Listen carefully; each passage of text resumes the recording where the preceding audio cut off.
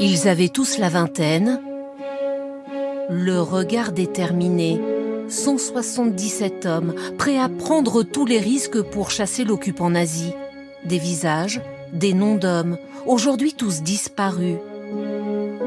Philippe Kieffer, Guy Attu, Léon Gauthier.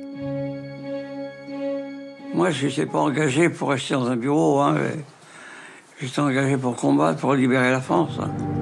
Le 6 juin 1944, à l'aube, ce sont les seuls Français qui débarquent en Normandie sur la plage de Cauville-Montgomery. Ils entrent dans l'histoire à jamais. C'est un épisode qui a construit à la fois notre mémoire collective et toutes nos sociétés actuelles depuis 1945. C'est vraiment quelque chose qui a bâti la façon dont on vit aujourd'hui. Le commando Kieffer a quitté l'Angleterre le 5 juin. Entassés sur 2 barges, jusqu'au dernier moment, les fusiliers marins revoient leur plan. La mer est houleuse pour rejoindre les côtes françaises. À 4 heures du matin, branle-bas. Tout le monde sur le pont, en position, nous approchions de la côte. À ce moment, le tonnerre des canons, des cuirassés, des croiseurs britanniques qui faisaient le rideau derrière nous, commençait à gronder dur.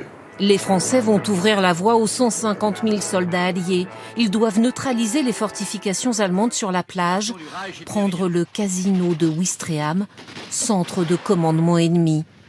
Éric Le Penven connaît tout de cet épisode. Passionné d'histoire, il a côtoyé les derniers vétérans du commando. Ici est blessé le commandant Kieffer à la cuisse.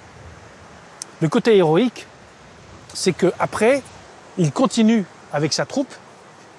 Et dans le centre de Ouistreham, il intercepte un char, il monte sur le char, il dirige le char sur le casino. Là, il est blessé une 2e fois à la tête. Il dirige le canon et il tire sur le casino. La prise de Ouistreham est faite. Au soir du 6 juin, le bilan est de 10 morts parmi les Français. L'opération est un succès qui n'est pas dû au hasard. Elle a été préparée pendant 2 ans, en Angleterre et en Écosse, au redoutable camp d'entraînement d'Aknakari. Le père de Jean-Pascal Attu était l'un des membres de ce commando où il n'y avait aucun militaire de carrière. Il est là, mon père. Il va y avoir un boucher, il va y avoir un carrossier. Le carrossier, c'était Léon Gauthier. Il va y avoir plutôt des gens qui sont d'un niveau social plutôt aisé.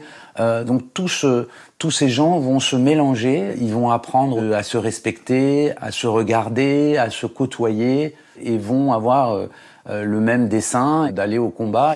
Son père et tous les membres du commando sont longtemps restés des héros de l'ombre. Ce n'est qu'en 1984, 40 ans après leur débarquement, que François Mitterrand inaugure la flamme qui salue leur courage. Léon Gauthier, lui, n'obtiendra les insignes de grand officier de la Légion d'honneur qu'en 2021, il était le dernier béret vert du commando Kieffer.